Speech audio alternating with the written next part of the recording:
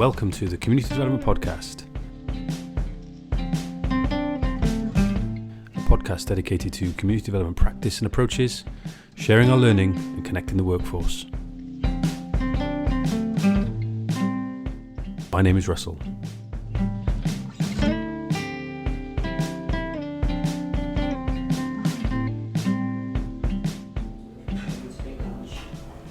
And I contacted the organiser and she agreed to do a bit lunch with you at top sales.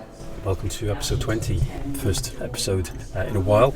Unfortunately, life sometimes gets in the way. Episode 19, please go check it out. Genuinely fascinating discussion with Johnny Curry, a community development practitioner based in East Belfast in Northern Ireland, and he's talking about how he modifies some of the language that maybe some of us take for granted and use very, very normally in a very perhaps uncontested way in much of our practice, but in the communities that he works in, finds that he has to modify some of that core language around perhaps rights, around things to do with the state. So yeah, genuinely fascinating discussion, and opened a couple of doors in Northern Ireland, and we'll be bringing some other podcasts from there in the new year.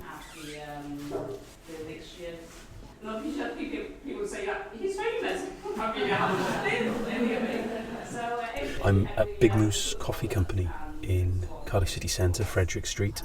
It is a social enterprise. We've been hearing a little bit about it from one of its members of staff this evening, and they are hosting the Eden Communities Wales celebration event, Oh What a Year. You can just hear maybe one of the speakers in the background. We've got several projects from around primarily Cardiff. We've got one from Swansea talking about different really kind of very grassroots, maybe unconstituted, very nascent maybe in some cases, but grassroots activism and people just coming together to challenge issues that affect their community.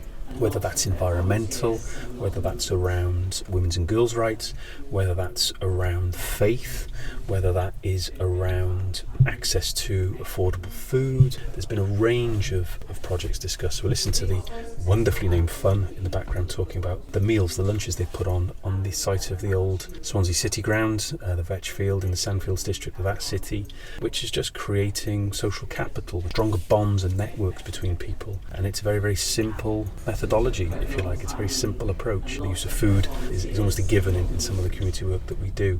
So I'm speaking a little bit quietly. Hopefully we're going to have a range of other people coming through, and we'll wrap up with Laurie Jenkins from Eden Communities Wales just to provide us with some reflections and thoughts on this evening. It's not scripted. I don't really know who's going to come up, who's going to be brave enough to come to the mic. There's been the threat or the promise of some song, so this is a bit of a seat of the pants episode, so we'll see.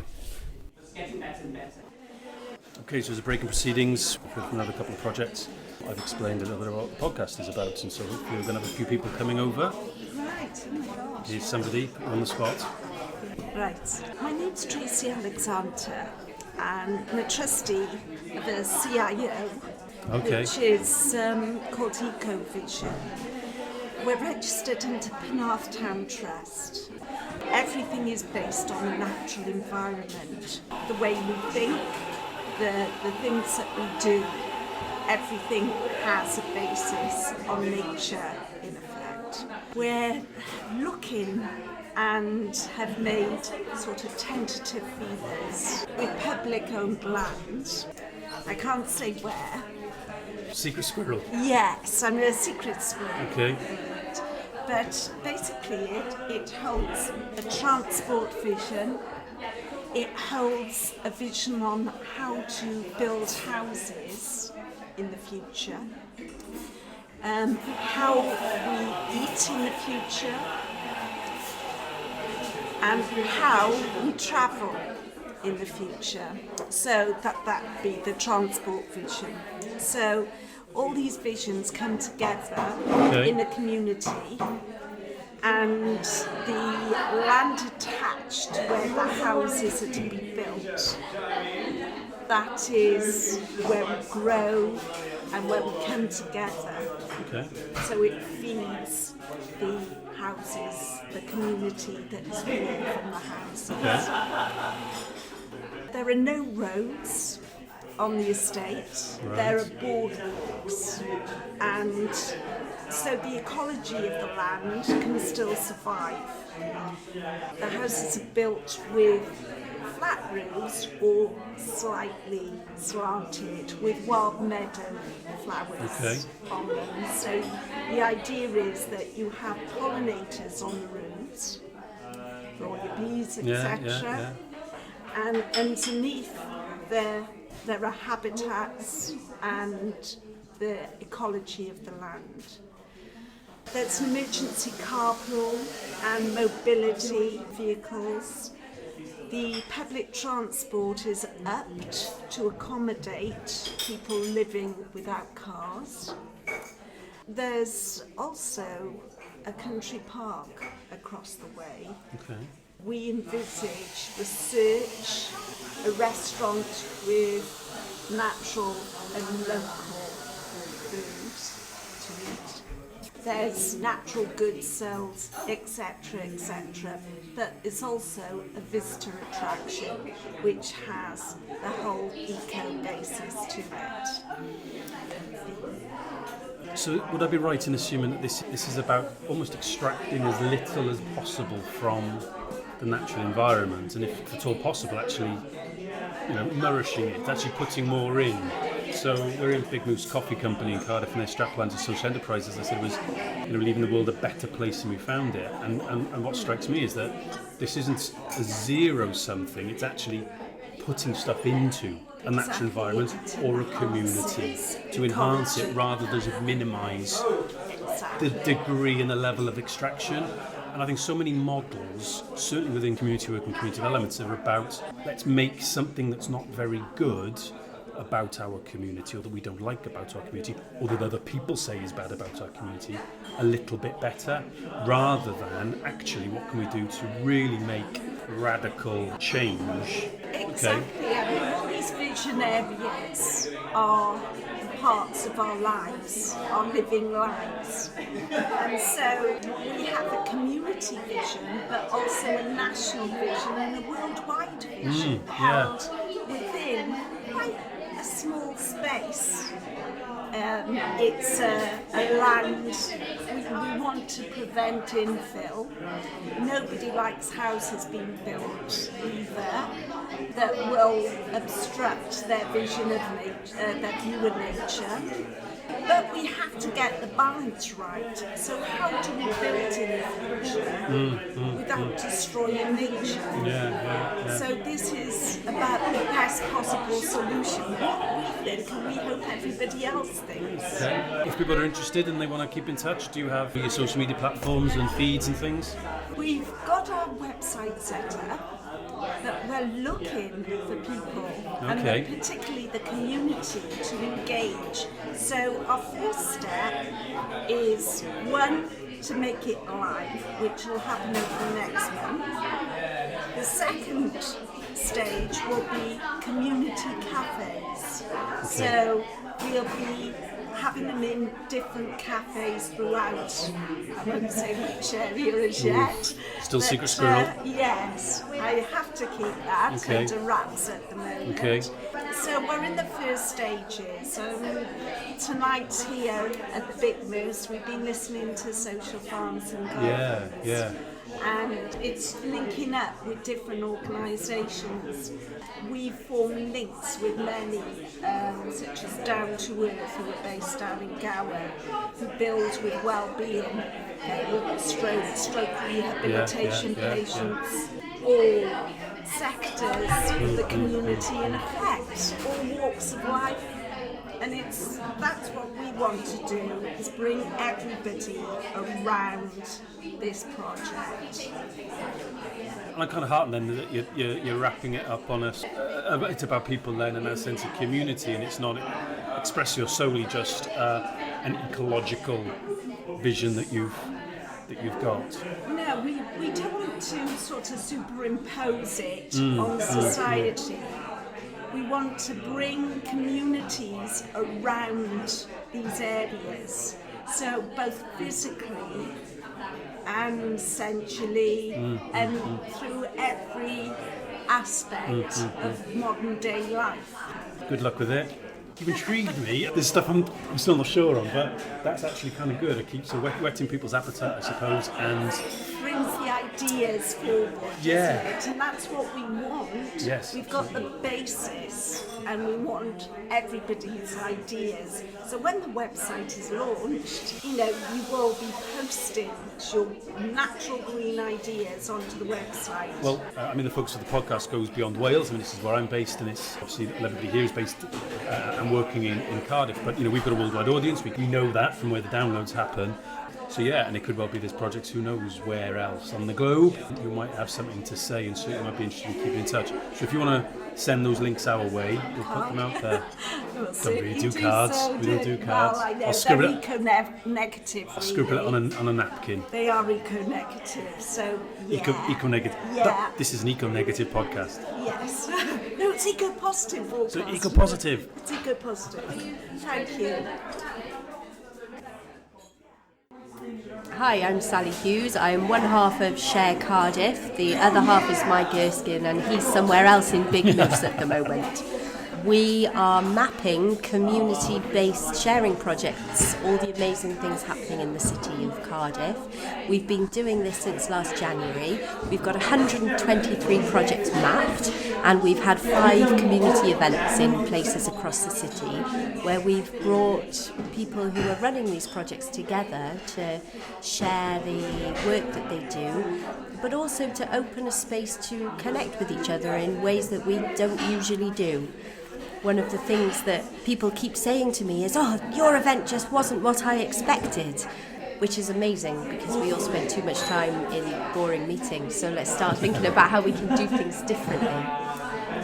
Very happy to be here today celebrating the year that we've had at the Eden Communities event, because most of the people in the room have been involved with the Share Cardiff project this year. Most of the people in the room will have added their projects to the directory, and it's a growing thing. It's very good to talk about it as well. So define sharing then. And so, very loosely, our understanding of the sharing movement is about alternative ways of living that are about people before profit. So thinking about how we live more sustainably, thinking about the way that we spend time with each other, with the way that we meet our needs as humans, and how we might do that in a way that's a bit more friendly and kind to the earth. So a lot of the projects who we've mapped are growers, people doing community gardening. We've got a lot of food initiatives where people are sharing food through community fridges. We've got people who are doing art projects where they're bringing people together to create. So it's about how we can use the resources that we have more equitably, because we're really going to need to, and also how we can remember our connection to each other, how we can share time with each other in the city, in the things that we do.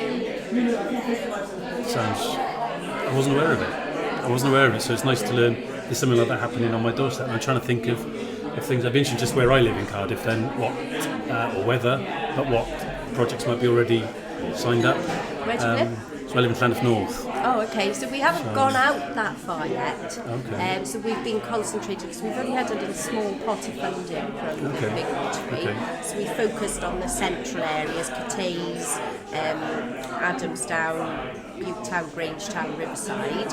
So we really do need to have conversations with people who live in outer areas to kind of start talking about what's going on there. So perhaps that's something you can... certainly might be a bit, but by the sounds of it then, it's quite a bit of the city you've still got to get your hands dirty in. Got 123 projects mapped so far, which is the tip of the iceberg. We know of at least 100 more, just we need to... Presumably a lot of those projects are very local, very kind of grassroots. You're talking neighbourhood level, not even work across a district or across a suburb or electoral wards, or however we compartmentalise all of these geographies. Presumably very, very local. So we've got Growing Street Talk, who are working on streets in Splot and Grangetown to get people to green up their front gardens as a way to start talking with each other more, to build community in on street, kind of street to street level. And the community fridges, they're very much about local people and local areas. There's a couple of those in the city. And obviously that chimed and resonates with what Eden do with the big lunch, and we heard about the one, for example, in Swansea on the vetch, or the old vetch. I call these things kind of like critically mundane things. They're your community centres, they're your pitches, they're your changing rooms, they're your lunches. There's little patches of green that you don't notice them until they're gone. And on that basis, they're critical because they're really important, but they're everyday stuff. It's mundane stuff, but it's trivial, but not, if that makes sense. So it's this kind of oxymoron phrase that I use a bit, sort of this critically mundane. There's a way of describing it as, for me, it's about the everyday. Yeah. It's about how we live our lives every day. And at the moment, I live in Penard. It's so full of cars. I don't risk my life pushing my baby around in the pushchair. How can we make the places that we live, better for people? And how can we use sharing as a way to do that? How can the sharing movement be our tool for that? So people are interested, how do they keep track? At Share Cardiff on Facebook, Instagram and Twitter, and it's sharecardiff.co.uk. Sally, well, all power to you, what you're trying to achieve. Great. Sounds amazing, and best luck with it. Thanks ever so much. And that's a constant teasing in Wales. Every valley says, yeah, you're like that over there, you're like that over there. The north says it, the south, east and west. Every valley teases each other because they have a strong sense of place, and yet people transcend that sense of place for Wales, and I think that's what we need to learn to do in Britain. The political parties and groups and individuals and families and streets need the affirmation. So I come in with a big relationship of philosophy, international, affirmed internationally academically, and trying to make it work on the ground in terms of cups of tea and talking. I'm a singer. I will just sing you a short bit of Anos Maya Gunadai Malwood. The mighty mountains remain the same. The wind goes over it. There are new shepherds when the sun comes up, new shepherds on the hillside. The old, one generation has gone, another generation has arrived. Alin Mabon, the old heroes aren't here anymore, but the old language remains. The old language is that of hospitality and understanding of being in the landscape. Aros mair manadai maur, Priot frost into my ardwi.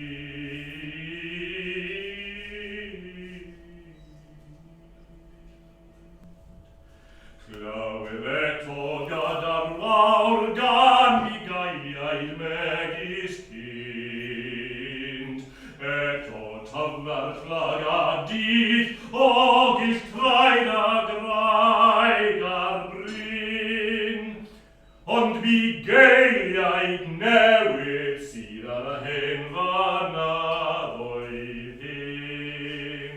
Ar ferion Cymru gynt, newid ddaeth o rod I rod.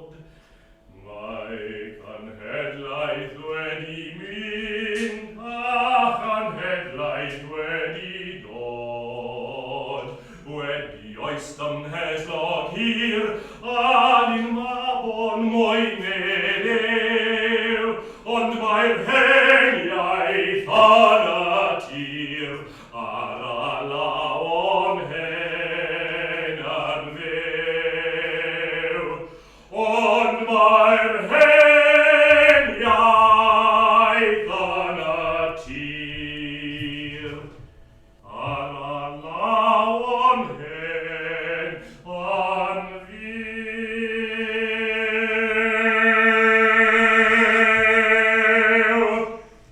Diolch yn fawr.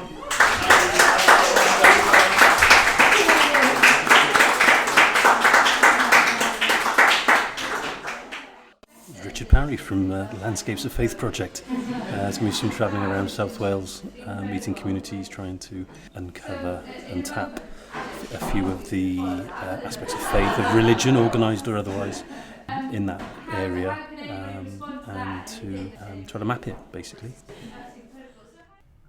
Okay, so it's a couple of days since the Water Year celebration evening at Big Moose, and I have the pleasure of the company in far less noisy surroundings. But that was great. It was great energy. It was enthusiasm. So that's good noise. And I'm with Laurie Jenkins from Eden Communities Wales. How are you? Hiya, I'm good, thank you. So how did it go? Yeah, really well. It was a really nice event. We ended up having like a really good group of people.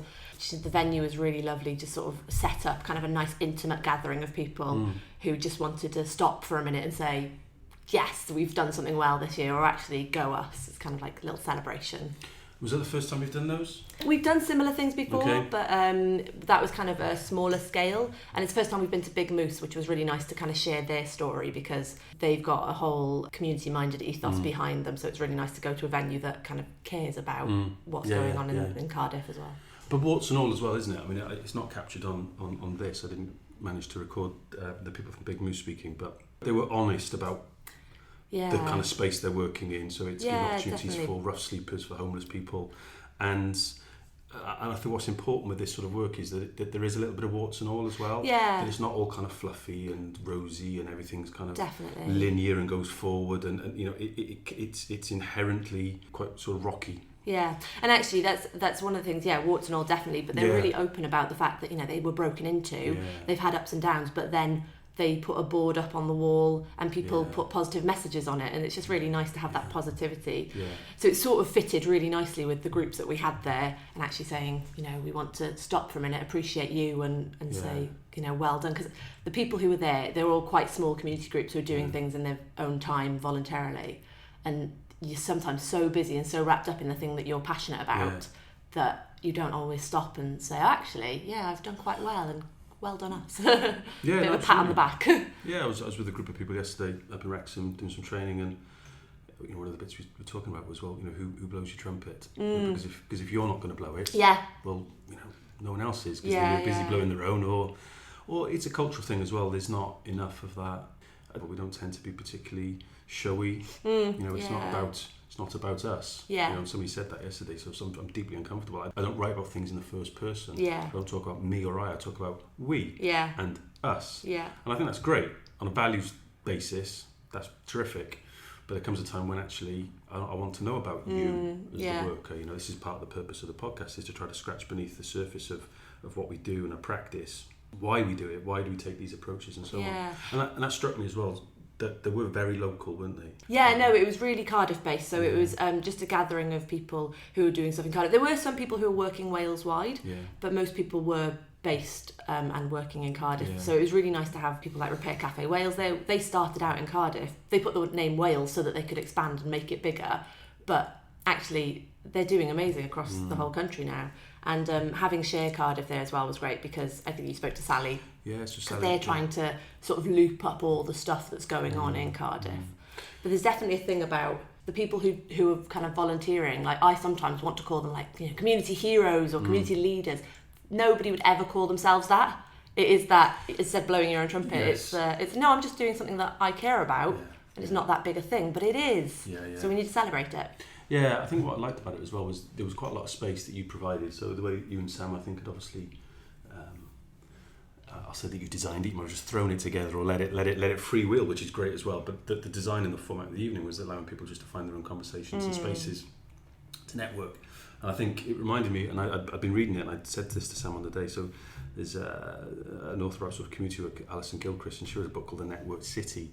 And in it, she talks about networking, about how we will network as workers. You will do that. You will forge alliances. You will go to meetings. You will follow your nose. You'll have coffee with people, and it might lead to something. It might not, or it might not immediately. And those sorts of things. She then talks about this concept of meta networking, where actually what you're doing is working with groups for them to network themselves, rather than creating sort of dependencies, or you become some sort of pivot or some sort of hub to their spokes, where actually you end up being part of that network. And of course, the moment you extract yourself through whatever, job changes, illness, funding comes to an end, usually the story with this sort of work, then of course you affect that network.